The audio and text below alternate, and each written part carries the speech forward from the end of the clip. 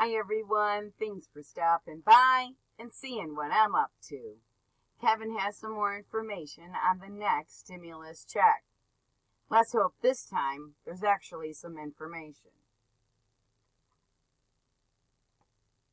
Hey everyone, me Kevin here with a stimulus update and market update for June 24th. In this video, we'll be talking about new stimulus updates as well as what's going on in the hammered stock market and what the Fed has just said. And remember, the coupon code down below does expire today. If you have issues, email me, kevin@meetkevin.com. I can also give you information on bundling up. Sorry if I'm slow in replying. Alright, first things first, we finally have some more details on this Explore America tax credit from a Republican.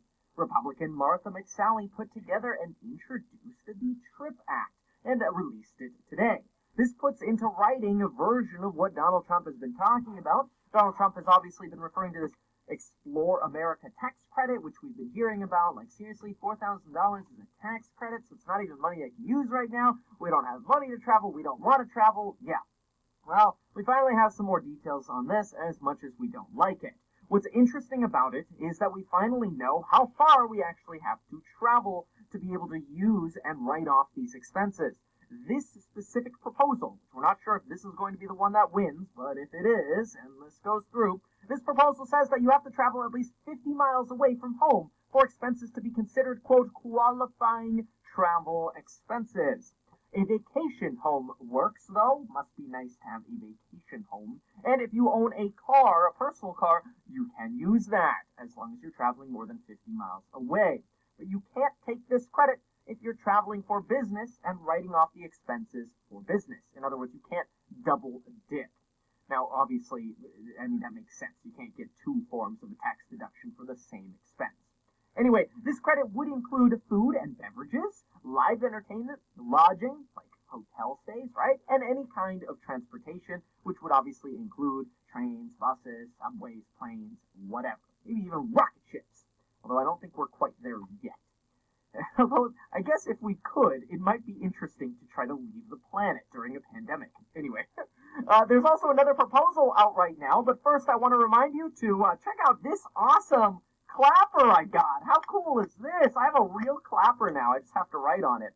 But do also sign up for life insurance. You can do that in as little as 5 minutes, and you can get a totally free quote in the link down below. Super easy to do. By the way, I'm going to buy a stock right now, so if you don't yet know how to buy a stock with the stock trading app Webull, here's how you do it. Right now I'm feeling a little bullish on Apple, and I'm going to get to the other updates in just a moment, but I'm quickly going to buy 5 shares of Apple here. We're going to do a limit order, and I want to see that go through, so let's bump the price a little bit there. We'll make this a good to cancel order, so that way it goes through after hours with our Webull app. Remember, if you deposit $100 with this app, you could just sell the 2 stocks that you get totally for free, and then buy Apple if you wanted to.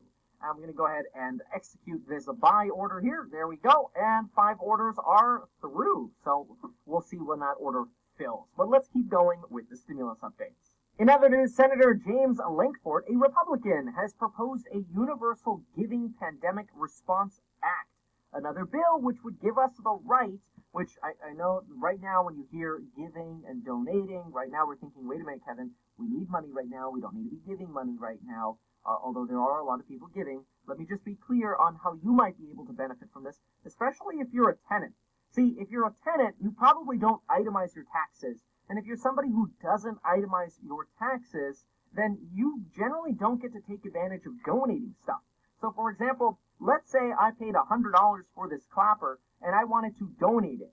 And it's still worth, I don't know, $100, let's say. I go donate it to the Salvation Army. If I don't itemize my taxes, I usually don't get to take a write-off for this. Now, the CARES Act actually allows you to write off up to $300 in expenses. This new proposal would actually allow you to write off up to $4,000 in donations, which if you went through your garage and your closet and you found a bunch of stuff that you wanted to donate because you're not using it anymore, whether it's clothing or shoes or old baby toys that your children have outgrown of or whatever, and you donated this stuff, you wrote that off on your taxes, even if you don't itemize your taxes, you could put potentially another $1,000 to $2,000 of cash into your pocket. Obviously, always check with your own CPA because everybody's tax situation is different. But and this kind of proposal gets complicated. Obviously, this should definitely not replace things like stimulus checks and unemployment pay and other things that we need. But this is good because it's just another way for us to potentially get extra cash if we do have stuff lying around like clapperboards that we want to donate. Not really. All right, and remember, this is just a proposal, okay? Yeah, a proposal. If it happens, it's a nice bonus, but we don't only want to see this. Now, in other news, the IRS has accidentally sent hundreds of thousands of stimulus payments to inmates in jail, and now they're trying to get the money back, which this has lawyers freaking out because people are like, well, you can't give people money and then try to claw it back. Like the CARES Act, it didn't say that inmates are excluded from getting stimulus checks. So anyway, if you, by the way, are somebody who has not yet received your stimulus check, and probably if you're not behind bars, call the IRS. I will put the number down below. And I say that if you're not behind bars, because if you're behind bars, you probably don't want to call the IRS right now because they're trying to take money away from you, right? Okay, but if you have not yet gotten your stimulus check, call the IRS. They have hotlines open now. I'll put the number down below. And also, if you are a barber, which, by the way, I had no idea how many of you are actually barbers who watch this channel. I appreciate you. And I also appreciate the dozens of DMs that I got on Instagram about my messed up hair, and the dozens of you who said you are barbers and offered to fix my hair. I appreciate you. For you, though, I will also put a number in for the SBA in the link down below, or the description down below, so that those of you who have questions about your grants can talk to the SBA about that. By the way, my heart warms up to the hundreds to now thousands of you who are sending me messages on Instagram and in the comments saying that you finally got your $1,000 to $10,000 EIDL stimulus checks from mine. The SBA. Remember, you can still apply. You do not need an EIN number. There were some other YouTube videos saying you need an EIN number, you need like a business entity to apply for this. No. That is wrong. You can be an individual side hustle employee of yourself, and you can apply for this extra $1,000 of stimulus checks. So if you have a side hustle, or you're somehow a 1099 worker, apply. For example, if you drive Uber ever, or you drove Uber in 2019 and now your income's less from driving Uber, do not put Uber or Lyft as your company name. You put Kevin Tafra, the Uber driver, as your name, and then put your social security in. Now, remember, you do not need to accept a loan. You do not need an EIN number. Even though you may be offered a loan and even though your credit will probably be checked, you do not have to take a loan. This is free grant money. And it is not income if you spend it on your business, right? Because if you get $1,000 and you actually spend it on your business, improving, your car, putting some hand sanitizer in the back as a gig worker, or whatever you spend money on for your business, well, then it's a write-off. So you get $1,000 of income and $1,000 like a grant, and you have $1,000 of expenses. Those offset, right? Anyway, the White House has had additional discussions yesterday on the next rounds of stimulus. At this point, though, let's be real, everything is hinged on the outbreaks happening and the slow reopening we're going through, which unfortunately things are getting a little bit worse. Over the last week, it's been relatively easy to say that we're testing more, and this has been true. We are testing a lot more, and there's a lot of testing happening in the Southeast, but there's no doubt we are seeing a dramatic spike in cases in the Southeast and California. And while this is bad news for us as humans, this information is going to probably support the idea of additional stimulus. Remember, even Joe Biden has been pitching and calling for a, quote, hell of a lot more stimulus. Now, this is especially important because, well, the stock market pulled back dramatically today, and Donald Trump's probably most famously favorite indicator is what the Dow Jones Industrial is doing. The Dow is down 3% today, and travel and retail stocks are down about 10%, which might create a buying opportunity for those of you with really thick skin or hearts of steel, because those are hard stocks to be in right now. Speaking of Donald Trump, we know that he says the next stimulus package will be generous, but let's be real, generous right now is based on conversations in the White House that seem to exclude people who are essential workers, exclude people who are low-wage workers, with the exception of a payroll tax cut, which will take a while to fully realize, and would probably, at least this is how things are looking now, exclude additional funding for state and local governments, which the Fed is not very happy about, and will likely exclude undocumented workers from receiving benefits. Now, current discussions have focused on these items, and you might like some of these things, you might agree with some of these things, or you might be frustrated about some of these things. But the point is, right now, We have problems in our country, and we have a lot of states doing their own things to try to solve things. For example, New York, Jersey, and Connecticut just put together a pact for these 3 states banning travel from 9 other states where coronavirus cases are surging. These people who travel to these states from those 9 states will be forced into a 14-day quarantine. The European Union is thinking about banning travel from the United States entirely. Democrats are upset over stimulus debit cards because they potentially give away and sell your information, and they're too complicated and have too many fees to use, and Republicans and Democrats can't agree on things like police reform either. There are a lot of crazy things happening right now, and all of this creates a lot of uncertainty and increases the likelihood of more stimulus, because we need certainty for our economy to come back. In fact, President of the Chicago Fed stated today that, quote, "We are in uncharted territory right now." That, quote, "The recovery will take some time." And by some time, let's be real, he means years. Quote, "Until the virus is treatable, or controlled through other measures, the return of economic activity hinges on the ability of businesses to provide safe workplaces and consumer environments. How much of these effects will allow activity to recover is an open question.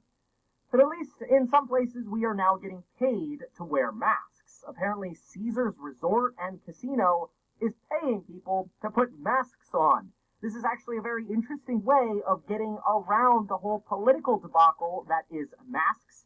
They're basically saying, here's money if you wear a mask. The International Monetary Fund, by the way, has come out and said that global GDP is now expected to fall by 4.9%, which is actually 1.9 percentage points worse than the previous 3% drop they expected. And we know what happens when we see surges in cases. Cases go up. After that, hospitalizations go up after a delay. And after that, well, people passing away goes up. So what the heck are we to do right now? Well, my recommendation is, number 1, stay safe and get educated. Take advantage of the fact that you are going to be at home more, and you should ask yourself every day, what did I learn today?